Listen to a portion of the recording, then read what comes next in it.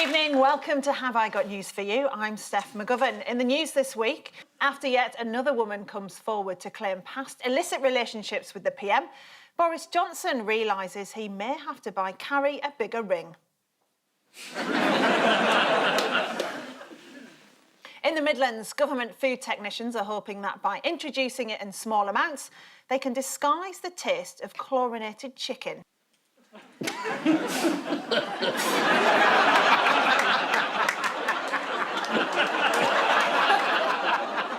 And in Camden, CCTV footage reveals the culprit after faecal matter is left on Keir Starmer's desk.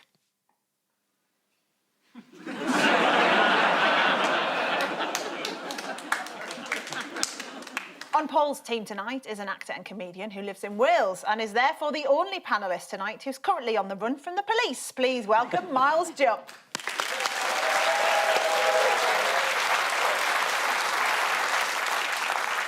And with Ian tonight, a Conservative peer who told the Daily Mail her weight loss is down to portion control, a policy the government have now set out for England's poorest children. Please welcome Baroness Varsi.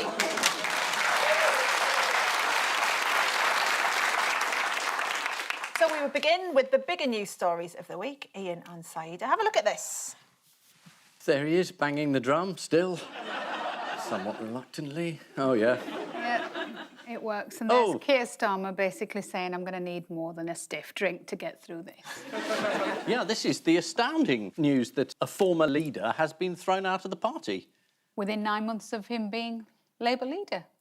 So, but, you know, it's been a long time coming, and I think it's right that finally Labour can put this terrible time behind them and start to rebuild their relationship with the British Jewish communities, because it really has been a really difficult and devastating time, really, for community relations. Is that sincere?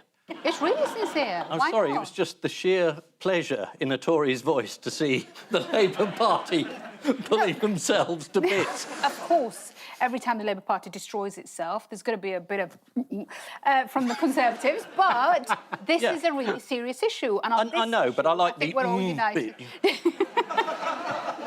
Jeremy Corbyn has been put on gardening leave, which he'll no doubt love, I'm sure, won't he? How did he find out he was being kicked out of the party? Oh, the photographer. Yeah, according to The Guardian's Jessica Elgott, Corbyn found out about his suspension from a photographer, not from the party. Proving that they have now got communication under control. I know, but has anyone got communication? Because we've been finding out about all the government stuff from Twitter. You know, the thing is, the government can't have an effective communication strategy if they haven't got effective policies. So there's nothing to communicate about right now, is there? Keep the head down, pretend they're not the government, pretend they don't have to talk about it, and it might just all go away, a bit like Marcus Rashford. Oh. How did the chair of the report, Caroline Waters, characterise Labour's approach to the issue? Well, it said that the Labour Party had been essentially found guilty of unlawful acts, which in your party is fine, because they don't mind breaking the law. Are you trying to goad me into defending them? Yeah, no, I'm just trying to get any sort of defence. No, I mean, this is the Equality and Human Rights Commission, who was set up by Labour, and Labour have ended up being referred to them and found guilty of anti-Semitism. And Keir Starmer has taken this report with both hands and decided now's the time to stop this surge of Corbynism. Sorry, of anti-Semitism. Yeah, so Caroline Waters, she said there was a lack of willingness to tackle anti-Semitism rather than an inability to do so. Now, Ian. Yes? No matter how strongly you think about all of this, you're not allowed to tweet anymore, are you? No, everyone's got to behave now. Yeah. And be impartial. Can you do it? No. Yes, so BBC staff can no longer vent their political frustrations on Twitter, as according to Tim Davie, this will now be a sackable offence. I don't count. I'm not an employee. I'm freelance. No, essentially, Ian's the bloke on this programme who locks up at night. So, he's got the keys, he locks up at night, and that's it. The caretaker. The caretaker. This is true. Yeah. I always find caretakers quite creepy, so that kind of fits, doesn't it? What was school like? Do you want to talk about it? Shall we have a therapist? Well, our caretaker gladly encouraged us to smoke in the loo, which was quite funny. But we were sponsored, our school, by British American Tobacco. Is that true? Yeah, it was, yeah. I haven't just made that up for comedy value. Were you in the US? This is in Middlesbrough. This is in Middlesbrough. Yeah. God, it was all happening in Middlesbrough, Yes, wasn't well, it? this was a Tory initiative, so this was a city technology college. Check. I didn't know schools could be sponsored like that. I thought... Yeah. Oh, no, I'm thinking, actually, my school, we were sponsored by a pâté factory. Yeah. Tell me more. Mainly chicken livers. I can't go into the details, obviously. I don't want you to think I'm in the employ of Big Pâté.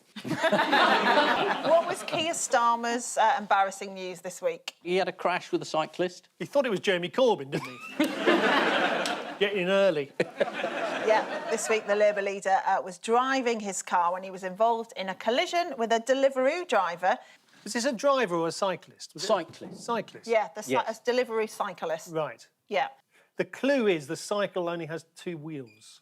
And it's more outdoors than a car. One busybody, I should have said eyewitness, told the Daily Mail that it looked like Starmer might not have seen the cyclist as he had been attempting to perform a U-turn in order to make a right turn. But as usual, momentum got in the way. It's not particularly a story that damns him that apparently he didn't see the cyclist. No. If he had have seen the cyclist, I think it'd be more of a story. What happened to Rishi Sunak? He got a new job as a Deliveroo cyclist. How's it going? He did this campaign, didn't he? He had this really kind of slick video and then everybody had a go at him. So the Labour Party put out this kind of attack ad on him in which they said he's got a really big house and he's got loads of money and he's done incredibly well and isn't he a bad person? And I was watching it thinking every Asian parent up and down this country is watching that and saying, you better be like Rishi Sunak when you grow up. I don't know why they think this is an attack ad. It's like careers advice for every Asian kid. I just remember thinking this is a really great... How did the local Labour Party in Conwy settle who was going to take a top council role after there was a tie this week? Paper, scissors, stone. Yes. Sumo wrestling. Apparently, a vote on the party's next council committee chair ended in a tie, so they used a bingo machine to pick a winner. If you're wondering what a Labour Party bingo machine is, by the way, it's the same as a normal one, except no one gets number 10. That was good. That's the first loyal bit of applause I've seen. We're on the same team. We're on the No, same we're team not. tonight. We are tonight. This is the news that Jeremy Corbyn has been suspended from the Labour Party. Also this week, Keir Starmer was involved in a road collision with a cyclist. The delivery driver was taken to hospital. He's driver again, is he? Oh, yeah. I'll say cyclist. This programme doesn't know the difference between a cyclist and a driver. I know so far it's been the highlight of the show, but nevertheless. The delivery cyclist was taken to hospital where it was discovered he'd broken 2 ribs, 3 pork chops and a lasagna. Thinking he might have killed the driver... Cyclist!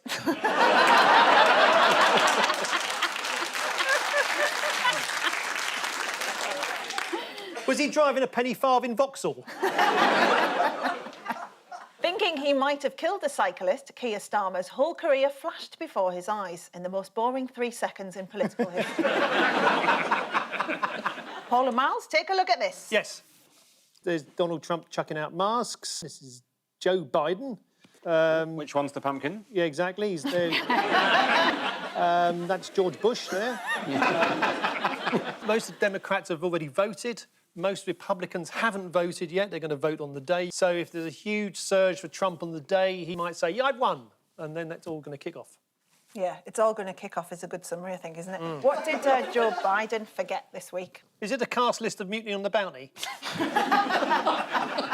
He forgot the name of Donald Trump. Yeah, should we have a look? And the character of the country, in my view, is literally on the ballot. What kind of country we're going to be? 4 more years of George, is going to find ourselves in a position where, if Trump gets elected, we're going to be in a different world. He was being interviewed by somebody called George. Yeah. And he did once run against George Washington, didn't he? He did. Then Trump immediately capped that by going to a rally and saying, we're going to beat this vaccine. What did Trump manage to do in Florida this week? Is that where he's throwing out those masks? He voted, Oh, yes. telling reporters that he voted for a guy Trump. called Trump. Yeah. Yeah. And Trump's family have voted as well. Oh, you can read what it says on there. Biden.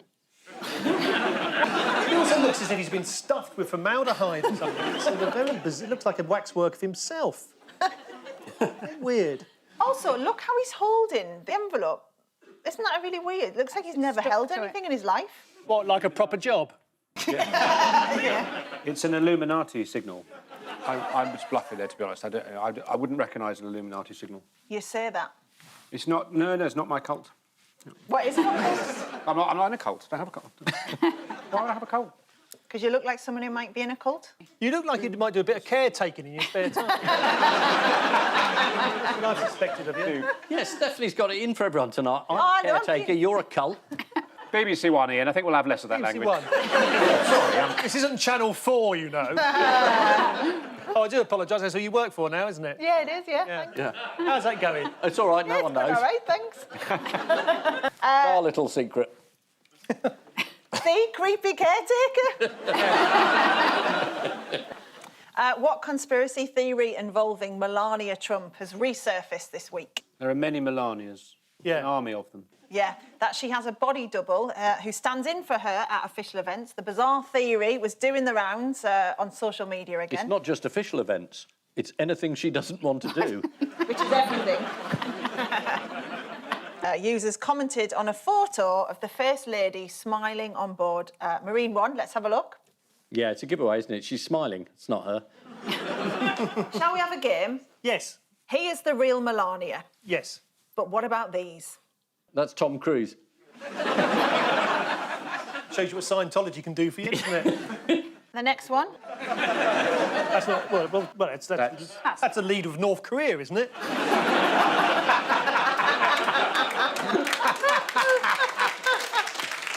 What's Trump been throwing at people in his latest campaign video? Bullshit. It's MAGA hats. Let's have a look. MAGA hats, yes. Yeah. Everybody say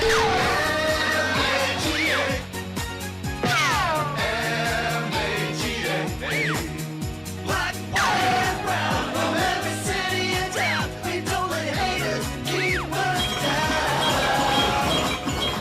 Everybody say Come on, man. let them hear our voice, all you girls and boys. Stand up and make some. That's not a real advert, is it? That's not a real campaign advert, is it? Yeah, this is a real campaign ad from Trump. He has been throwing hats out again. Yes. Yeah, no, it's great at a big rally. He just throws it and says, catch this. What would you have in a hat, Ian? Assistant caretaker. Yeah. Well, I've been demoted, have I? I'm not even... Paul, if the worst happens and Yes. he loses next week, don't worry, there is somewhere you can still go to pay your respects to him. It's Yep. Trump's house in Pennsylvania. Let's have a look.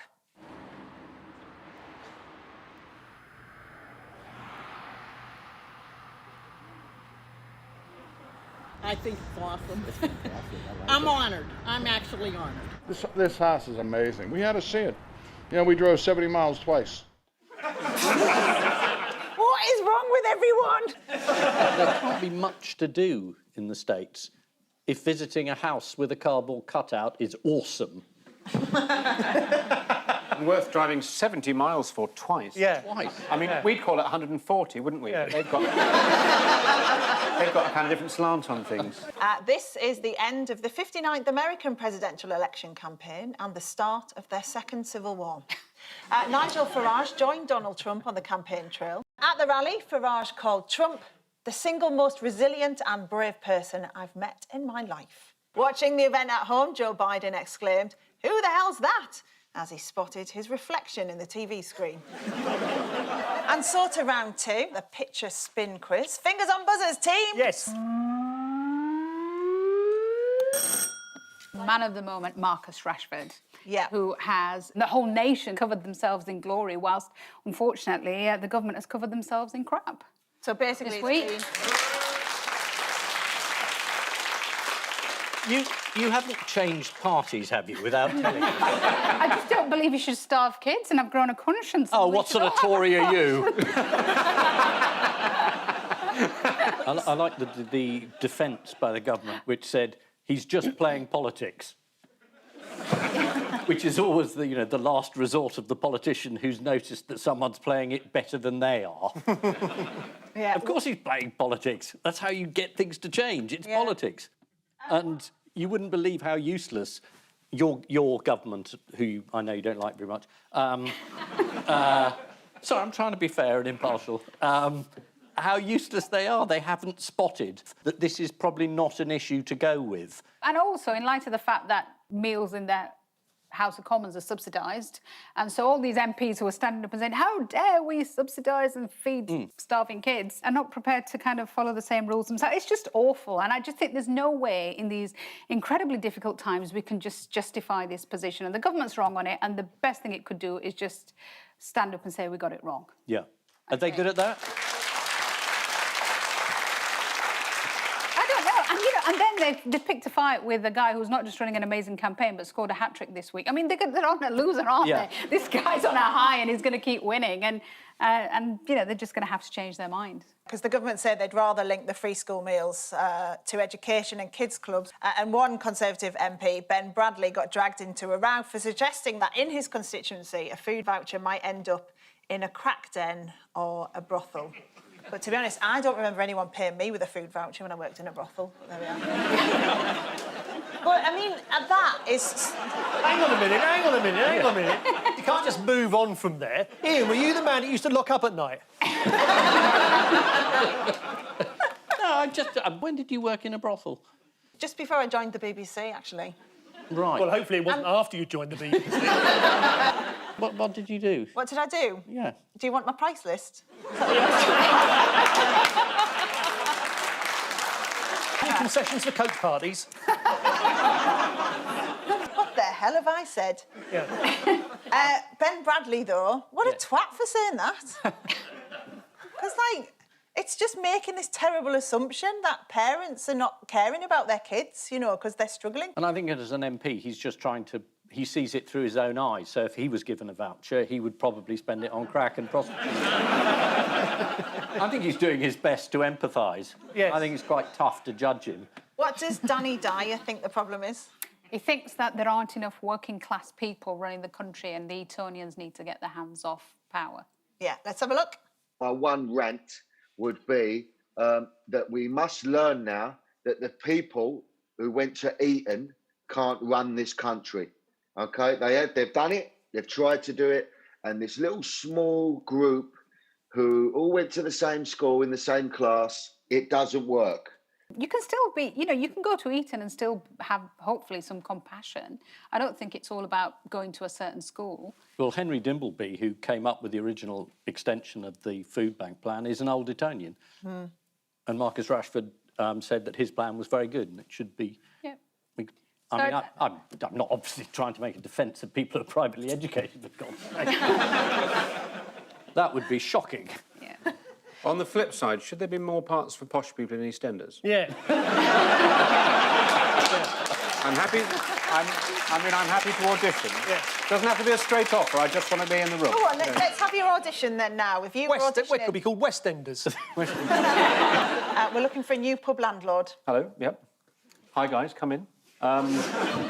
Let me tell you about the philosophy of this place. Have you been here before? No. The specials are on the board. Do you have any allergies?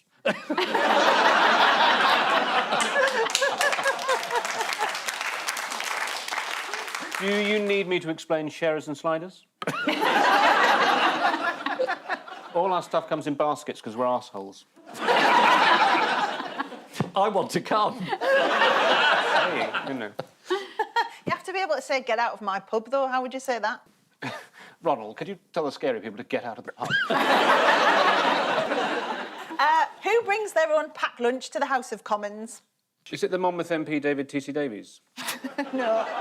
It is Selene Saxby, Tory MP, who says she never gets a free lunch. She also said this about the restaurants that are providing free school meals. I'm delighted our local businesses have bounced back so much after lockdown. that they are able to give away food for free and very much hope they will not be seeking any further government support. They really need to go on some compassion training, some of my colleagues. So it's like the business owners have got values and the Tory MPs haven't. I'm just zipping it now. Hey, is it true that the House of Lords bar's still selling alcohol? I don't know, I don't drink. Strictly entre nous. Does the Prime Minister have a drink problem? Just Like between us. between us, yeah.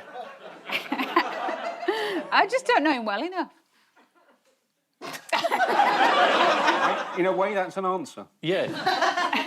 Has he got a crack problem? Well, now that you ask about crack, I can talk about that. What happened to Gary Sambrook, another Conservative MP who voted not to continue free school meals in half-term? Some MPs got dinner plates left on the lawn. Yeah, that's what happened to Sulaine Saxby, actually. She got the plates outside. For Gary, people wrote rude things about him on a wall. Gary Sambrook eats big dinners. If only Twitter were so innocent. Do you want to hear an interesting story about Gary Sambrook? Yeah. Go on. Is it something to do with your previous job? Yeah, I wouldn't let him in. He only wanted to pay him vouchers. According to the Times, his car needed the oil changing, but Gary didn't realise this, and he rang his uncle to ask what the flashing gravy boat was on the dashboard of his car. So everyone's being rude to Conservative MPs. Did you see what Sky News' Kay Burley said to Kit Mulhouse? You know, it's always a struggle, these things, to stay fit, particularly given my lifestyle, but I'm a gym member. I think I'm still paying my gym membership as it happens. Some might say you need a refund. Oh, well, I've got to work it. It's a cost battle.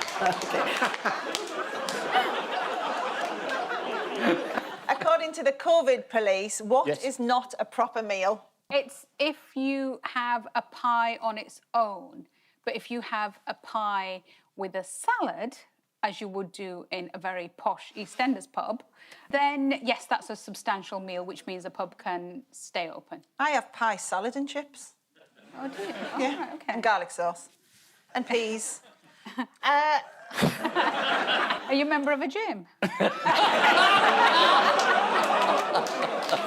didn't mean that, sorry. What a bitch!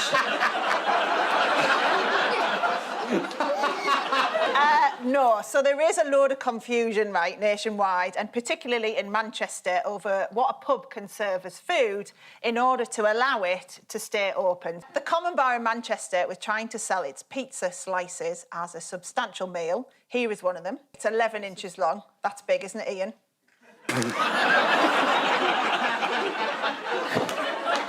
What, and you call me creepy?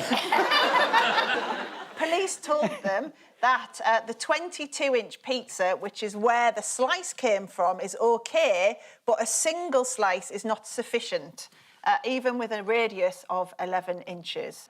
What's the one success story for the government this week? Is it the brothel vouchers? They've been extended throughout half-term. They've handed out brothel vouchers, but some people have been using them to buy pasties. Liz Truss has just pulled off... Oh, yeah. Oh, She's just yeah, pulled off yeah. what? She's done what? This show's gone rapidly downhill. Yeah. This is heavy Channel 4 influence. It's the Japan deal. Yes, it is, yeah. Liz Truss has just pulled off a big trade deal with Japan, which has surprised a lot of people because she's traditionally been more interested in other parts of the Far East. In December, I'll be in Beijing, opening up new pork markets.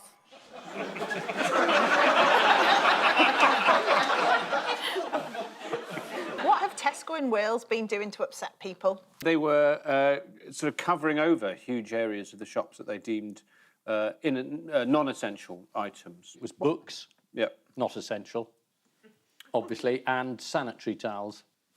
I mean, obviously not essential for men. It's so ridiculous, it almost sounds like it's not deliberate, as if they've said very quick, there's some stuff we've got to do and we need to do it now. And they go, what did he say? Then we've got to put sheets over it. But what did he say we had to put sheets over? I didn't hear that bit. So you're only allowed to shop for essential items, and Tesco have been taping off non-essential items to stop people buying them. Quick question then, what's an essential item in Wales? Jack Daniels or a light bulb? The Jack Daniels. Correct. Because you only need the light bulb for 12 hours a day. Now, as we know, Marcus Rashford is obviously quite impressive, but he's not the only sportsman in the news this week.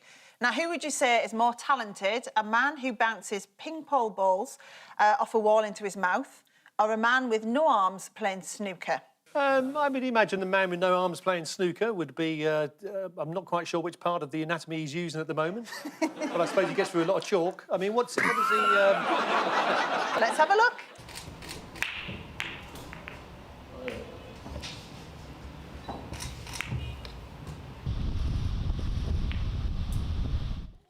Right, let's have a look at Ping Pong Man. Go.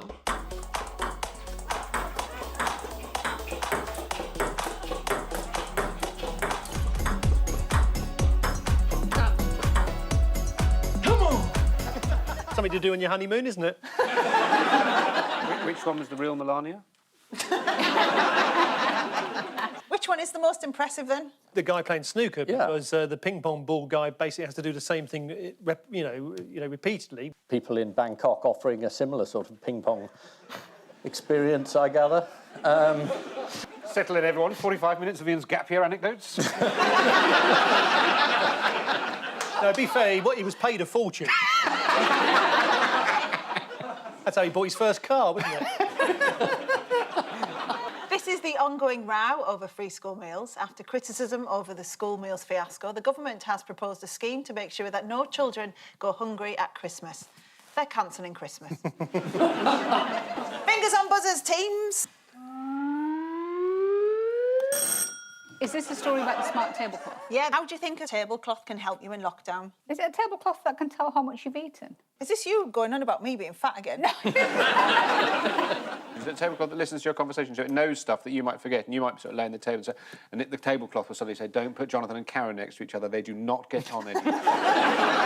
Researchers in the US and China have teamed up to create a smart tablecloth which can detect items on the table. So what's the point of that? Probably measuring how many plates there, what's the weight of the plates, how much food is on the plates, how many people are sitting at the table, and all that sort of stuff. Things you couldn't possibly do if you were laying the table.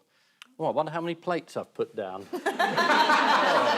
Better wait for the cloth to tell me. Have I poured out water for everyone? I've no idea. But, you know, if you asked me to have two words to describe Ian, camp sarcasm would not be the two words. No, it suggests recipes. So if you put things on it, so if you put on, I don't know, rice and whatever else, it'll tell you what you can make. But it's too late, because that's the tablecloth and you're about to eat it. When you get your shopping, you put your bag on the table when you come back from the supermarket. The tablecloth says, what the fuck have you bought that for? Why is it a sweary tablecloth? OK, it could be camply sarcastic. Yeah. Oh, where'd you get those eggs? At the local farm shop? I think I prefer that. Shall we have a look at it in action? Oh, wait, let's have a look at it in action.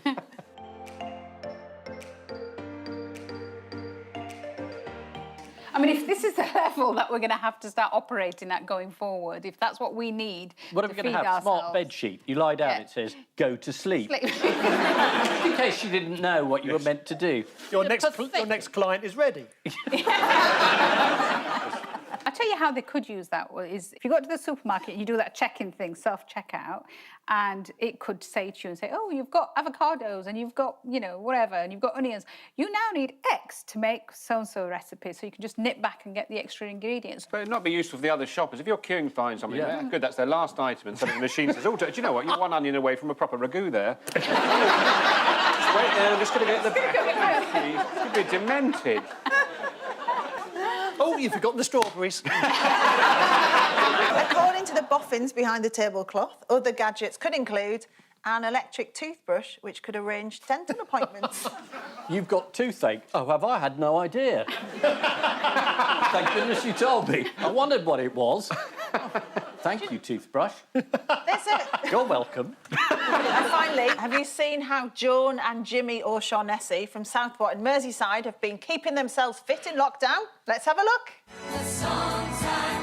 Everywhere's a dance floor around at the O'Shaughnessy's, and the recording process can test the patience of the other members of the family. It's very frustrating. It's just constant for a 4-hour period. But, you know, they're making people smile, so at the end of the day, you've got to leave them to it. Also, why have they painted the words ITV News on their French doors? Time now for Odd One Out. There's one between you this week. They are the Queen, Barack Obama, Santa Claus and Vladimir Putin. Yeah. 3 of them are former KGB? No. They're all going to spend Christmas on their own. I'll give you a clue. How many Santa Clauses do you see in any given year? Well, there's only one. That's the real one. So? So, there's only one real Santa Claus, so he's the odd one out. Whereas The others have all got doubles. Yeah, you're nearly right. They've all had stand-ins apart from Putin, who doesn't need one because he never takes a day off. A new documentary about Vladimir Putin revealed that he's a workaholic. Kremlin spokesperson Dmitry Peskov told the Russian news agency, for most normal people, Monday's a tough day, and then finally, thank God it's Friday. Putin's schedule is nothing like this. What has Putin had installed at work recently? Is it a polonium dispenser? No. No. A gym. God, you're obsessed, aren't you, with gyms? According to The Times, Putin's so concerned about coronavirus that he's had a disinfectant tunnel installed outside his office, which sprays people before they come in. Is that what he's telling them? So who has been standing in for the Queen, then, if we're talking about stand-ins? Melania. Is it somebody that we would know? It's Charles. I thought it was William and Kate that have been standing in for. No. It was revealed that the Queen has a stand-in who takes her place at rehearsals for big royal events. Her name is Miss Ella Slack. For the last 30 years, Ella has stood in for the Queen when she's too busy, such as at rehearsals for the opening of Parliament, and recently Christmas with Andrew. What is Ella never allowed to do while she's standing in for the Queen? Rule the country. Talk smut. Is it prorogue Parliament? No, she's not allowed to take on any royal protocols, although Ella revealed, if I'm in a carriage, I will wave. I've never been allowed to sit on the throne. I have to lurk around it, added Prince Charles. So we all remember Prince Andrew's straightforward shooting weekend. Who does that remind you of this week? Who else has been having some fun while the rest of us all... Oh, the Kardashians. The Kardashians. So she got all her friends to quarantine for 2 weeks and then took them all off to a private island for her 40th birthday. Exactly. Kim defended the event, saying it had been nothing more than a humble island party. Who hired this remarkable stand-in of Barack Obama? Was it Trump? Yeah. So he could be rude to him. In his new book, Trump's former lawyer, Michael Cohen, revealed that Trump hated Obama so much that he once hired the stand-in so he could belittle him and then fire him. Why does Santa need a stand-in this year? He's an elderly man with underlying conditions. Yeah. Slightly overweight. No offence. I'm not saying anything. None taken, thank you. So he's got to stay indoors. So that's it. There's no Santa this year. It's not that. It's just there's a shortage. Department store Santas. Because regular older Santas are staying at home this year due to COVID, which is leading to a surge of men in their 30s standing in. Miles? I'll do that. Well, I'm in my 40s. Let's make. Yeah, but you're not old, are you? I mean, do you want to audition? I've done Santa the last couple of years actually at local events. By which I mean I've put on the Santa costume. Thank God you clarified that. Yeah. Ho ho ho. And welcome to Debenhams. That's brilliant. Please help yourself to anything you like. Careful on the escalators. Don't go to those bastards in Phoenix. They overcharge for everything. Their returns policy continues to be a disgrace. I mean, you've got the spirit of him. Yeah. Yeah. They've all had stand-ins, apart from Putin, who doesn't need one, as he never takes a day off. The claim that Putin has never had a body double was made in the unusually probing Russian TV show 20 Questions with Vladimir Putin. I'm not sure what all the questions might have been, but the last two were, why is my teacup glowing? And why is the room starting to spin? It's time now for the Missing Words round, Yes. which this week features as its guest publication, LAMP, the Journal of the Association of Lighthouse Keepers. Is that an acronym, LAMP? Does that stand for something? Lighthouses are mainly perpendicular? Does now. And we start with hour-long BBC interview on what, unfortunately, what? Lighthouses, unfortunately shown. The hour-long BBC interview on impartiality unfortunately included some of them bastards from the Liberal Democrats. Hour-long BBC interview on how lighthouse keepers pass the time, unfortunately ends up being cut down to just a few minutes. This is from an article written by a recently retired lighthouse keeper who begins, as I write this, I am in lockdown. Oh, blimey, out the frying pan, eh? Next, William and Kate looking to hire what, but they need to be good at what? Oh, so this is William and Kate looking for a new housekeeper, but they need it to be somebody who can be good at keeping their mouth shut. Yeah, William and Kate looking to hire a new housekeeper, but they need to be good at exercising discretion. It's a funny name for a dog, isn't it? Yes, Wills and Kate are looking for a new housekeeper who mustn't be a gossip. And despite wearing a lovely dress to the interview, a disappointed Nicholas Witchell is very quickly removed. Next, German pensioner who warmed his walnuts on a shelf, what? Now braises his bollocks on the barbecue. Melts his mangoes in the microwave. Toasts his testicles in a test-controlled tent. That's terrible. Well, I know how he feels. Gets Splinter. Gets asked to leave. Seeks similar. German pensioner who warmed his walnuts on a shelf starts huge fire. Next, family install what to help with COVID-safe trick-or-treating? 2 metre thick letterbox. Ground-to-air missile system. Lighthouse keeper. Poster of Boris on the door.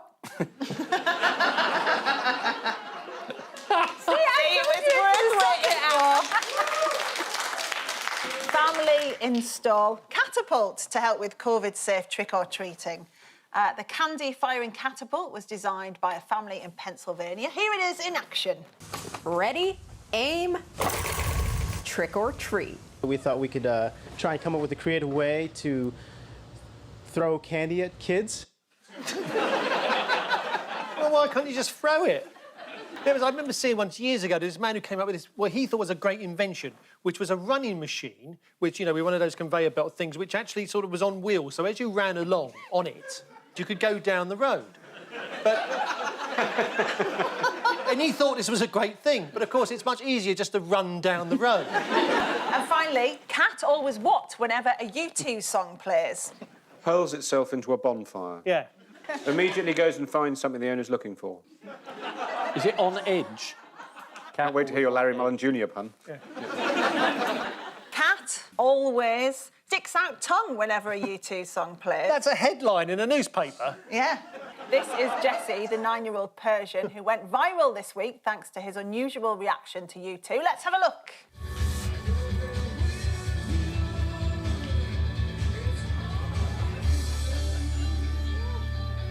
I'm sorry, that's not a scientific experiment. We haven't seen it listening to something that isn't U2. It's just a cat that sticks its tongue out. That's the worst cat video I've seen today. Yeah.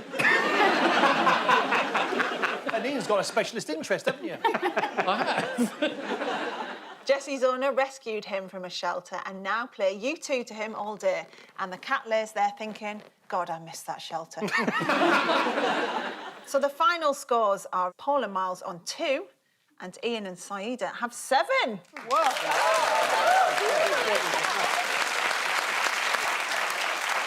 But before we go, it's just time for the caption competition. If sales fall below this point again, I will chop a finger off. Otherwise, welcome to Sports Direct. Can you find the bastard who superglued my finger to this chart? Next. Can you find the bastard who superglued my finger? Government announced new track and trace system. On which note, we say thank you to our panellists, Ian Hislop and Baroness Varsi, Paul Merton and Miles Jupp. And I leave you with the news that in New Hampshire, there's evidence that American voters have had enough of this year's election. The Queen repays the nation's debt to Captain Tom Moore by helping him dislodge a Murray mint stuck in the back of his teeth.